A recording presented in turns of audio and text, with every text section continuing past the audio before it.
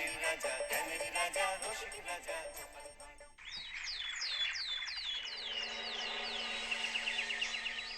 ওই গো গিন্নি, শুধু ভাত দিয়ে গেলে যে, সঙ্গে আর কিছু দেবে না? দিলাম তো এক ঘটি জল। ভাতে জল ঢেলে নুন দিয়ে মেখে খেয়ে নাও। হ্যাঁ, কি রোজ রোজ সেই এক খাবার? এসব মুখে তোলা যায় নাকি? হ্যাঁ, তাহলে খালি পেটেই থাকো না, কে বলেছে মুখে তুলতে? না মানে অন্তত একটা কাঁচা পেঁয়াজ। এই মাঝে মাঝে তো বেশ ওই মশলা দিয়ে কষিয়ে মাছ মাংস রাঁধতে পারো গিন্নি। বাজারে মাছ মাংসের দাম জানো? ছেঁড়া কাঁথায় শুয়ে মাছ মাংস খাওয়ার স্বপ্ন দেখতে লজ্জা করে না তোমার? আসলে কি জানো তো গিন্নি, আমার লজ্জাটা ওই তোমার রান্নাঘরে রাখা মশলার বাক্সের মতো, শুরু আছে কিন্তু কোনো কাজে লাগে না। এই খবরদার, আমার রান্না তুলে একদম খোঁটা দেবে না, এই বলে দিলাম। হ্যাঁ, আমি চললাম মাছ আনতে, তুমি আদা রসুন বেটে পেঁয়াজ কুচিয়ে রাখো, বুঝলে? বলি পয়সা কোথায়? লাগবে না, মাছ খেতে হলে পয়সা নয় গিন্নি, বুদ্ধি লাগে, বুদ্ধি, বুঝলে? বুদ্ধির বদলে মাছ কোন দোকানদার দেয় গো?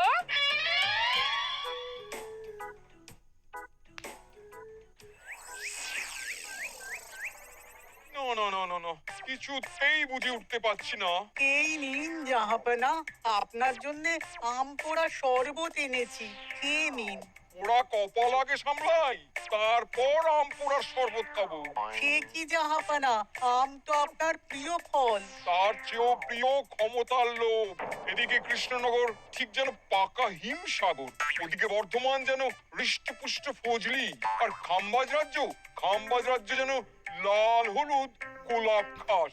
এদের একসঙ্গে খেতে না পারলে আমার ঠিক ভাত হজম হচ্ছে না উজির। হবে হবে, খুব তাড়াতাড়ি এই রাজ্যগুলো আপনার বর্ষতা স্বীকার করবে জাহাপনা। শুধু চাই সঠিক উপায়। কি উপায়? এদের সঙ্গে যুদ্ধে লড়ে আপনি সহজেই রাজ্যগুলো জিতে নিতে পারেন জাহাপনা, কিন্তু তাতে রাজ্যবাসীর ভালোবাসা পাবেন না। রাজ্যবাসীর ভালোবাসা পেতে হলে প্রমাণ করতে হবে তাদের রাজারা অপদার্থ। কি বলছো উজির? আমার তো কিছুই মাথায় ঢুকছে না। আপনি হলেন বাংলার নবাব, আর কথায় আছে না, মাছে ভাতে বাঙালি।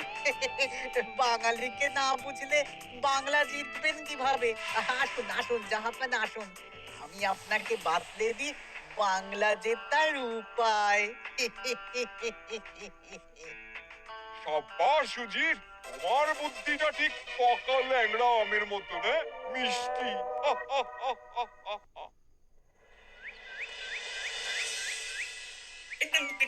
ধর ধর ধর ধর ধর, এই পায়ের নিচ দিয়ে গলে গেল, ধর ধর ধর ধর। বিশাল বড় মাছ গো গোপাল দাদু।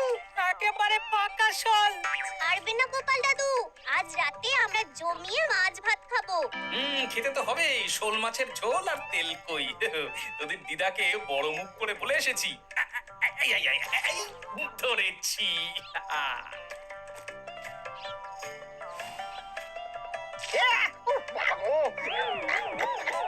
ছি ছি ছি ছি, কি দুর্গন্ধ! গোপালকে ছাড়বেন না মহারাজ, ও ইচ্ছে করে আমার মুখে কাদা ছুঁড়েছে। ঠাকুর বলেছেন মানুষ নিজের কর্মফল একদিন না একদিন ঠিক পাবে। মন্ত্রী মশাই যে এত তাড়াতাড়ি পেয়ে যাবেন ভাবতেই পারিনি। দেখেছেন মহারাজ, দেখেছেন? দোষ করে এখন আবার ধর্মের বাণী দিচ্ছে। তুমি রাজসভা কামাই করে এসব কি করছো গোপাল? যা সামান্য বেতন পাই সব পেঁয়াজ রসুন কিনতেই ফুরিয়ে যায় মহারাজ, তাই মাছটা নিজেই ধরে খাচ্ছি। মহারাজ আপনার পায়ে পড়ি। থাক থাক, আর আমার পা ছুঁতে হবে না গোপাল। কেন মহারাজ? আমি তো মন থেকে আপনাকে সম্মান করি, বলুন। এ তো আচ্ছা জ্বালাতন। মুর্শিদাবাদের নবাব বাহাদুর আপনাকে একটি বিশেষ পত্র পাঠিয়েছেন, অনুগ্রহ করে গ্রহণ করুন।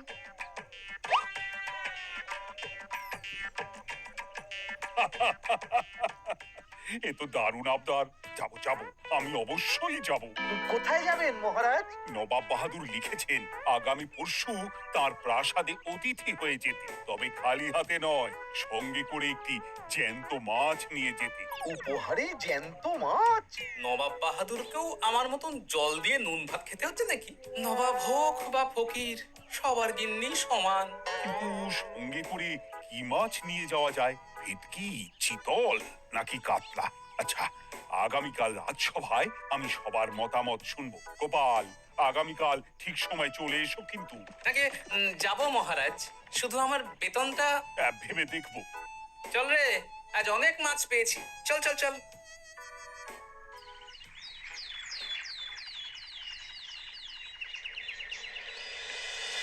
এ কি মহারাজ, আপনাকে এত চিন্তিত দেখাচ্ছে কেন? নবাব বাহাদুরের জন্য কি মাছ উপহার স্বরূপ নিয়ে যাওয়া যায় সেই চিন্তায় গতকাল রাতে আমার ভালো ঘুম হয়নি মন্ত্রী। আমিও গতকাল রাতে দু চোখের পাতা এক করিনি মহারাজ।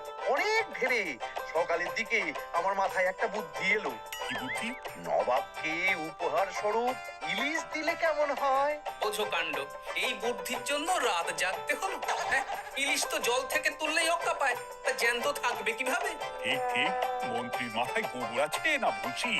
আমার মতে উপহার স্বরূপ ছোট মাছ নিয়ে যাওয়াই ভালো। এই যেমন ধরুন ওই পুঁটি মাছ, যেও খেতে পারবেন আবার ঝালও খেতে পারবেন। ছি ছি ছি ছি ছি, সবাই হাসবে যখন দেখবে কৃষ্ণনগরের মহারাজ উপহার স্বরূপ নিয়ে গেছেন পুঁটি। ওরে বাবাই, তাহলে থাক বাবা। তাহলে বাদ গেল মোট দুটি, ইলিশ আর পুঁটি। আমার মতে কাতলা দেওয়াই ভালো, ওজনেও বেশি হবে। না না না, কাতলা দেখতে একদম ভালো নয়, মাথা মোটা মাছ কোথাকার। উপহারে এমন কিছু দেওয়া উচিত যা দেখতে সুন্দর হবে। হ্যাঁ, ঠিক তো, তাহলে বরং ভেটকি দিয়ে দিন। ভেটকি বাজারে কত করে কিলো এখন? পয়সার চিন্তা আমি করছি না গোপাল, বরং আমার চিন্তা মান সম্মানের। বাকি রাজ্যের রাজাদের তুলনায় আমার উপহার যেন নবাবের বেশি পছন্দ হয়। কিন্তু সবাইকে এরকম অদ্ভুত উপহার নিয়ে যেতে বলার কারণ কি? মাছ, তাও আবার জ্যান্ত। আচ্ছা মহারাজ, এর পিছনে নবাব বাহাদুরের কোনো চাল নেই তো? গোপাল, তুমি মিছি মিছি সন্দেহ করছো। কথা না ঘুরিয়ে বরং একটা ভালো মাছের নাম বলো দেখি। ভালো মাছ? জ্যান্ত কই মাছ নিয়ে যান মহারাজ, গতকাল অনেকগুলো ধরেছি।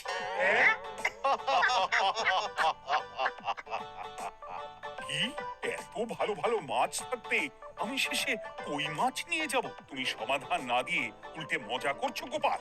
দূর হয়ে যাও, দূর হয়ে যাও আমার চোখের সামনে থেকে। আগে ভাড়ামো করার জন্যই তো মাস গেলে বেতন পাই মহারাজ। মানে কি বলতে চাইছো গোপাল? নবাব বাহাদুর কি চান সেটা আমরা সবাই জানি, তাই বলছি মাছের গর্তে হাত ঢোকানোর আগে পরীক্ষা করে নেওয়া উচিত ভেতরে সাপ আছে কিনা।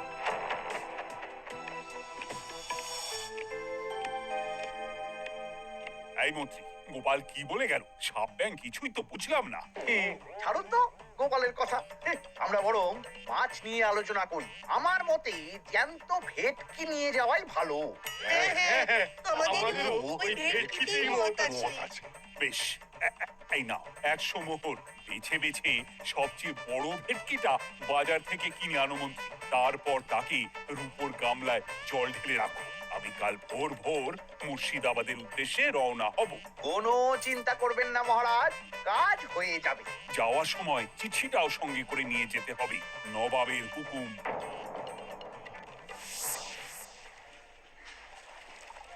এই দেখুন কেমন খেলা করছে। হ্যাঁ, বাহ বাহ বাহ। ওজনে কত হবে? 4 কিলো তো হবেই। কিলো 2 পয়সা হিসেবে 8 পয়সা দেবেন। আমি শুধু ওজন জানতে চেয়েছি, দাম শুনে আমার কি হবে? এই, এটাকে গাড়িতে তোল। আর মাছের দামটা? মুর্শিদাবাদের নবাবকে আমাদের মহারাজ এই ভেটকিটা উপহার স্বরূপ দেবে। তোর ভাগ্য ভালো যে মাছটা তুই ধরে এনেছিস। আবার টাকা কিসের রে? আয় রে আয় আয় আয় আয়, আমার কত ক্ষতি হয়ে গেল।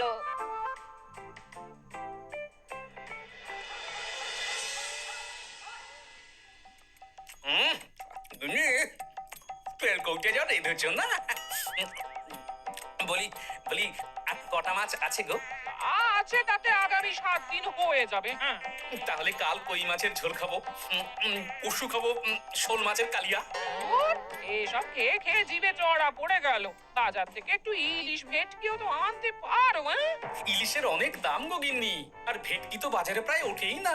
কে বলেছে তোমাকে? শুনলাম মন্ত্রী মশাই নাকি আজ বাজার থেকে সবচেয়ে বড় জ্যান্ত ভেটকিটা নিয়েছেন। হ্যাঁ, তাই নাকি?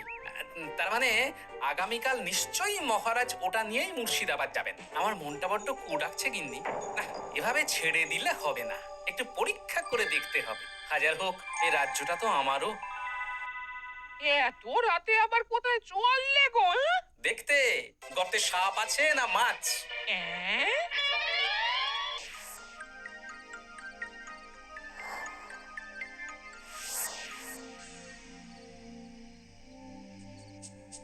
এ কি গোপাল, এত রাতে? সব ঠিকঠাক বুঝেছো তো? হ্যাঁ হ্যাঁ, তুমি কোনো চিন্তা করো না গো গোপাল দাদা। তাহলে কাল উত্তরের জঙ্গলে।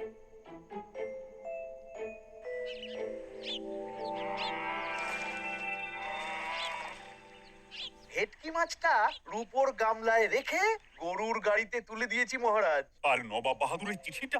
এই সিংহাসনের ওপর, নিচে, ডাইনে, বাঁয়ে সব জায়গায় খুঁজলাম, কোথাও নেই। সে কি, তাহলে এমন চিত্তাকর্ষক উপহার দেখলে নবাব বাহাদুরের চিঠির কথা মনেই থাকবে না। আপনি নির্দ্বিধায় যাত্রা শুরু করুন মহারাজ। ঠিক বলেছো।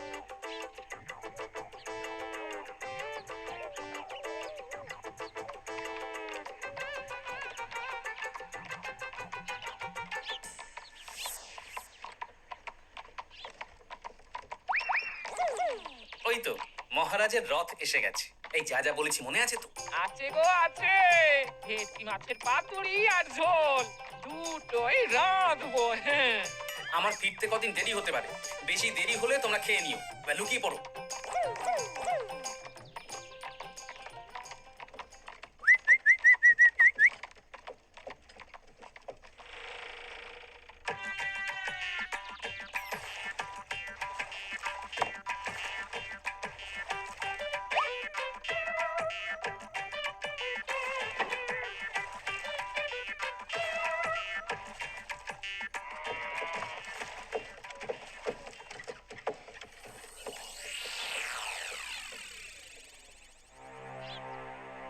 ওই দেখা যায় রথে চেপে সবাই ধীরে ধীরে এদিকেই আসছে জাহাপানা।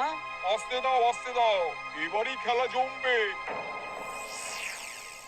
এসো এসো, তোমাদের সবাইকে মুর্শিদাবাদে স্বাগত জানাই। আমার উপহারের কথা মনে আছে তো? আছে জাহাপানা আছে, শুধুমাত্র আপনার জন্য আমি নিয়ে এসেছি একটা জ্যান্ত কাতলা। এই নিয়ে এসো। আমার উপহারও কিছু কম নয় জাহাপনা, নিয়ে এসো। আর তোমরা? আর কৃষ্ণচন্দ্র, তুমি কি এনেছো? এদের সবার চেয়ে ভালো উপহার এনেছি, যা দেখলে আপনার মন একেবারে আনন্দে নেচে উঠবে। ইচ্ছে করবে এক্ষুনি হয় পাতুরি না হয় ঝোল করে খেয়ে নি। তাই নাকি? হ্যাঁ, খাস নবাব বাহাদুরের জন্য আমার বিশেষ তোফা। কই, নিয়ে এসো। এই তো কই নিয়ে এসেছি মহারাজ। গোপাল, তুমি? ভেটকি কোথায়? এতক্ষণে গিন্নি রান্না বসিয়ে দিয়েছে।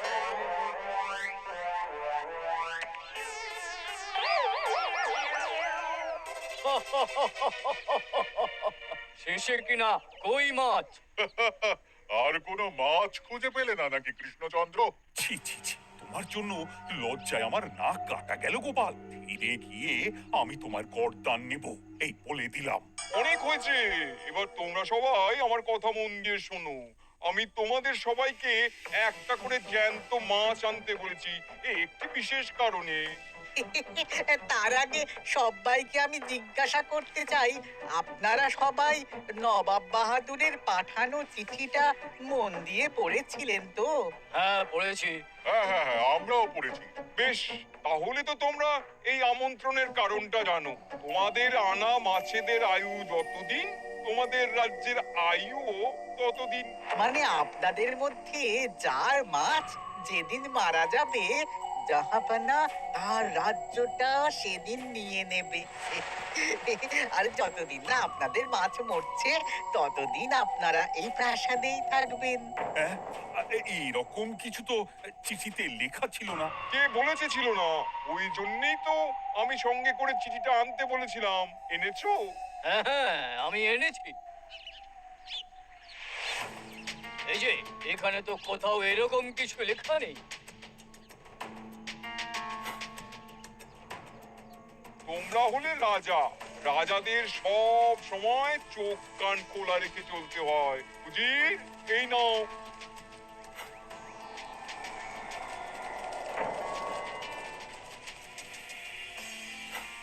সত্যি তো, চিঠিতে তো এটাই লেখা আছে। আমাদের সঙ্গে প্রতারণা করা হয়েছে। হ্যাঁ হ্যাঁ, আমরা কেউ বুঝিনি চিঠিতে কার চুপি করা আছে। চুপ! বেশি গলা তুলে কথা বললে গলাটা শরীরের ওপরে নাও থাকতে পারে। আজ এই মুহূর্ত থেকে এই খেলাটা শুরু হলো। তোমাদের রাজ্যের আয়ু এখন তোমাদের আনা মাছেদের কাছে।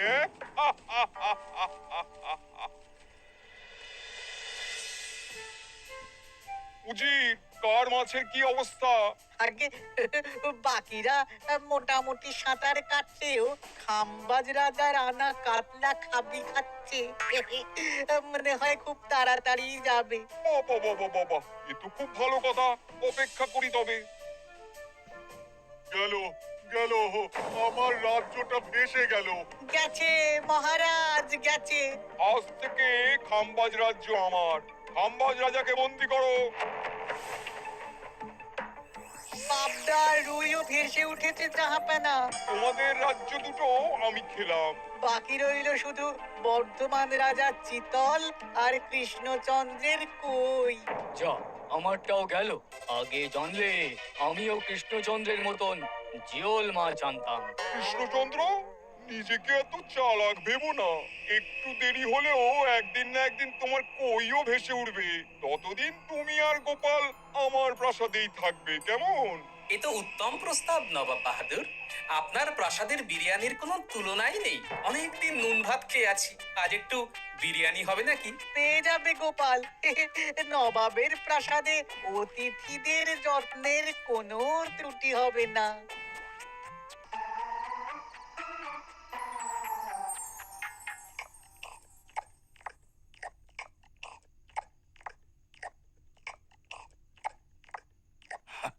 আমাকে ক্ষমা করে দিও গোপাল, আমি তোমাকে অনেক কথা শুনিয়েছি, কিন্তু এখন বুঝতে পারছি কেন তুমি ভেটকির বদলে কই মাছ এনেছো।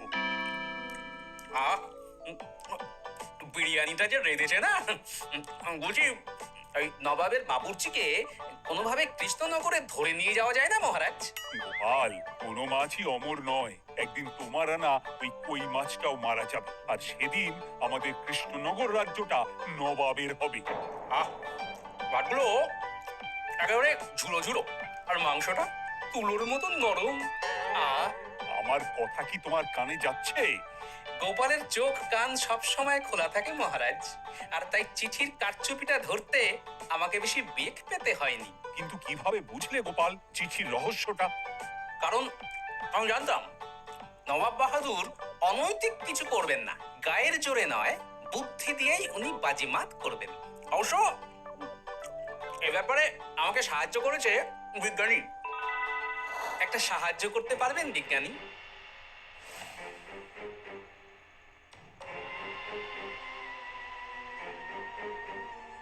তোমার সন্দেহ একদম ঠিক গোপাল। এই চিঠিতে লেবুর রস দিয়ে লেখা হয়েছে কয়েকটি লাইন, যা শুধু আগুনের তাপেই ফুটে উঠবে। এই নাও। সর্বনাশ! গর্তে মাছ নয়, বিষধর সাপ আছে। এবার কি হবে গোপাল? আগামী 7 দিন পেট ভরে বিরিয়ানি খাবো মহারাজ। ততদিনে ওরা এসে যাবে। কারা আসবে? দেখুন না শুধু।